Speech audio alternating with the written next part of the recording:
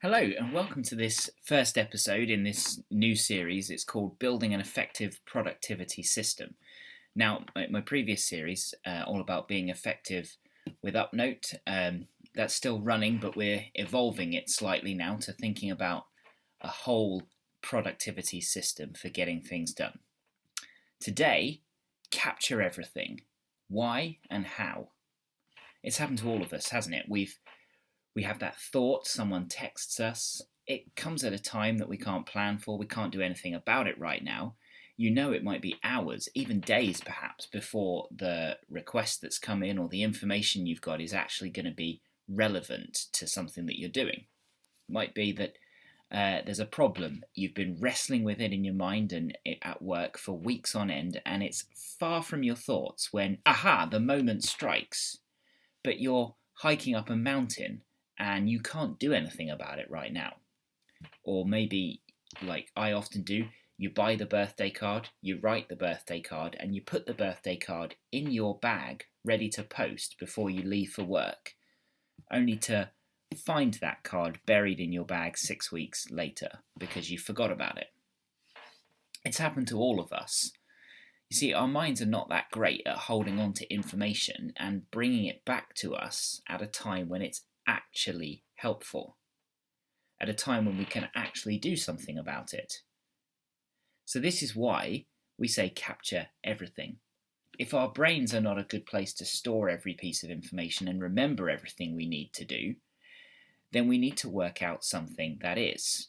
And we're going to talk about this as we go through this series. But for today, I want to argue that we should, as far as is possible, seek to be capturing everything, be indiscriminate. Now, if someone sends you a text message or a WhatsApp message and you can do so, then by all means reply with it as soon as you can.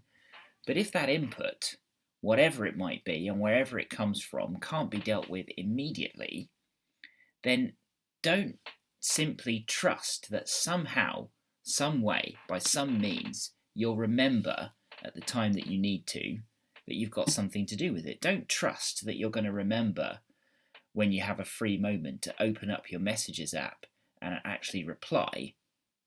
Don't trust that the brilliant idea that you had whilst walking through the countryside will still be there when you actually get home. Capture everything, indiscriminately. That's the basic rule. But before we move on, I want to caveat that. Do you really need to capture everything, every idle thought, every small task, everything? Really? Well, yes and no. That's the politician's answer.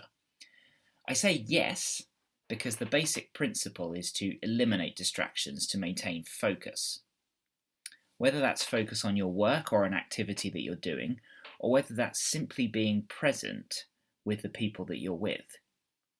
Exercising discernment on what you do and don't capture is going to draw your focus away from whatever it is you're doing whilst you give 20 seconds or so thought to whether or not the input that you're getting is actually valuable. Potentially it's even more time if you stop to think about what you're actually going to do with it rather than just dumping it in an inbox somewhere. So I say be indiscriminate. The idea is to capture everything without really giving any time to consider it. And that when you can consider it at a later point, when you've got time and focus being intentionally given to deciding what to do with this stuff, that's better, even if it means that down the line you delete 70% of what you write down. So I say, yes, capture everything. But I also say no, because as you become more practiced, discernment's going to become more natural to you. This is predominantly going to apply, I think, to the thoughts and the ideas that strike you whilst you're doing something else. But I wouldn't worry too much about that now. And remember, what I'm not talking about here with discernment is choosing not to write something down because you'll remember it later. You won't, is my point. Now, I want to say a quick word to those of us who might be thinking, well, we don't want to be whipping our phones out or a notebook out to write something down when we're busy doing something else. I'm going to be thinking about different ways of doing this over the next few weeks or so, but remember, for now, the aim is to reduce distraction, not increase it. We write things down so we don't have to think or worry about them now, and we can be focused and present where we are and on what we're doing. The idea is it actually increases our ability to focus and be present in any given moment rather than be distracted by our thoughts and the things that we're worried about and concerned about that we might need to do. Some months ago, I read a chapter of Tiago Forte's excellent new book. It's not that new anymore, but it's the book Building a Second Brain. So much of what I'm going to say now is taken from chapter 4 of that book, which is called Capture, Keep What Resonates. So if you want to know more, get the book. I was struck reading it about the power of this habit of capturing everything, and how it also dispels the myth that we're all inclined to believe. You see, the myth is that artists, that creative types, have some kind of gift that is totally beyond us mere mortals. Now, obviously there are some people who are much more creative than others, but in this chapter, Tiago Forte looks at a case study of Taylor Swift. We might not like her particular style or brand of music, but we can't really deny that she's very successful at what she does. And we would say that she's creative. But what most of us, myself included, would not know about or acknowledge would be what exactly her creative process is. The chapter points out that if you watch any of the documentaries that there are that detail how Taylor Swift makes her music and writes her songs, you'll see that she's always on her phone. Now, she isn't checking Instagram or Twitter. It's because her phone is where she keeps all of her notes. Every time she has an idea for a lyric, a line, an introduction, or a melody that she thinks might work in a song someday down the line, she notes it down on her phone. So what she then has at her disposal 24 hours a day, 7 days a week, 365 days a year, is a self-made library of thoughts, ideas, lyrics, intros and melodies that she can draw on and draw from to create song after song, album after album. She doesn't write music by locking herself in a cabin for hours on end and starting with a blank page and coming out with a song. She draws from every single idle thought or idea that she has and has had, and she combines them together into something that works. Now, I'm never going to be a best-selling singer-songwriter. It's just not going to happen. But I do have thoughts, I have ideas about a whole lot of things through the day. And it might be that they're things that are fun to do with the kids, ideas for future blog posts or videos, solutions to problems that I'm working on at work, or anything else at all. Now, if I don't write those down, I can never use them. If I do write them down, then they're there for the taking at any point in the future, from the moment I note them down until the day that I use them. So whatever it is that you're making, whether it's books or pictures or photos, recipes, songs, projects, memories with your family, you can't create it out of nothing. So capture everything. Build your library. Now, you're persuaded by this point, I hope, of the benefits of capturing or writing down all of those idle thoughts that come your way, all of the tasks that people give to you, and all of the quotes or highlights from books or articles that you read. But the question is, how?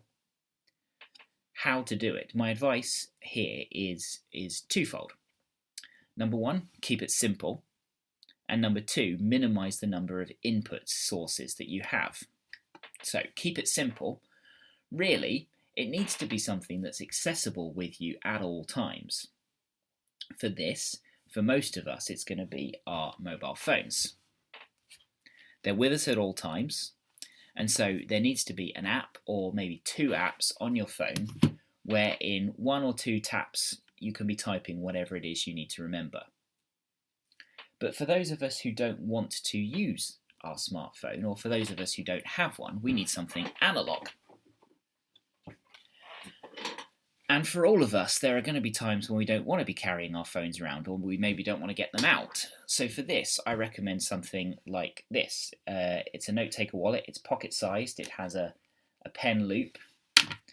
And this one I have has got space inside for 2 credit card, debit cards, as well as a pouch for various other things. And it contains a small pocket notebook with simple tear-off pages. And sometimes I'll have this open on my desk next to me so I can write things down when I'm working or in a meeting. And I also tend to have this by my bed overnight for writing things down in as well. Second piece of advice, minimize the number of inputs that you have. This is about minimizing the number of places that you may have to look in order to find something later. Now, we've all worked with someone, I'm sure, who writes lists and notes on any scrap of paper or the back of an envelope or post-it note that they can find. And then whilst you're meeting with them, they waste 5 or 10 minutes rifling through notebooks, folders, drawers, etc., trying to find the list that they made for their meeting with you. So what I'm going to do now is I'm going to tell you how I do it. Now, this is not meant to be prescriptive, but descriptive. In other words, you don't need to copy me, unless you want to, in which case you can.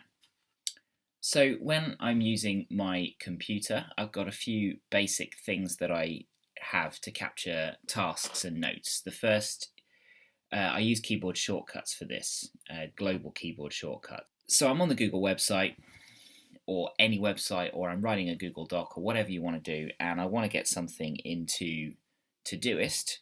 There's a keyboard shortcut which just brings up this box here.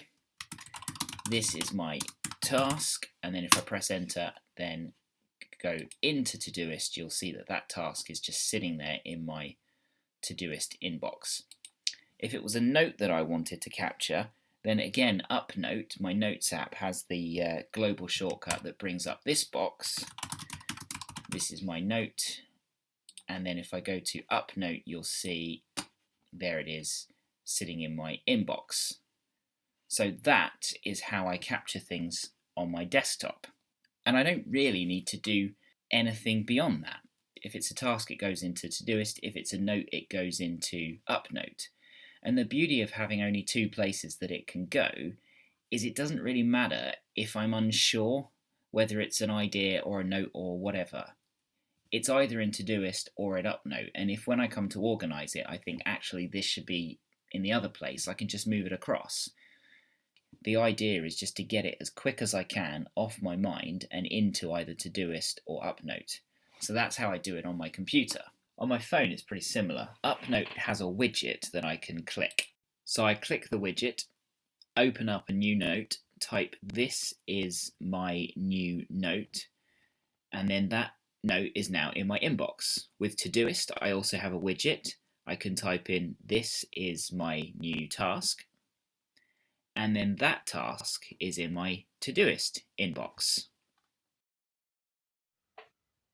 And then for this wallet here, it's really easy. You just lay it down and you take the pen out and you write your note, if the pen works. And it's done. And so there you have it. Capture everything indiscriminately. If you want to build a productivity system, if you want to have an idea of what all of your work is and everything you need to do, you need to be capturing everything, because if you don't do that, then you're not going to have anything to organise or any work to actually do. And if you do it this way, it's really fast. It's really simple. You can do it whether you're working on a computer, you can do it when you're out and about, you can do it when you're online, when you're offline. And there are only 3 places that you ever need to check to find the things that you've written down. The inbox of your task manager, the inbox of your Notes app, and your little pocket notebook. Everything is going to be in one of those 3 places. So that's how you capture everything. Next week, we're going to think about how we go about organising all of this stuff, because a long list is really useless. So if you want to see that, then please do subscribe to the channel. You'll be notified of upcoming videos. If you found this valuable, then please do hit that like button and share the video with others. And there's going to be a couple more videos showing up on the screen, probably around about here somewhere. Please do check those out, and we'll see you on the next video.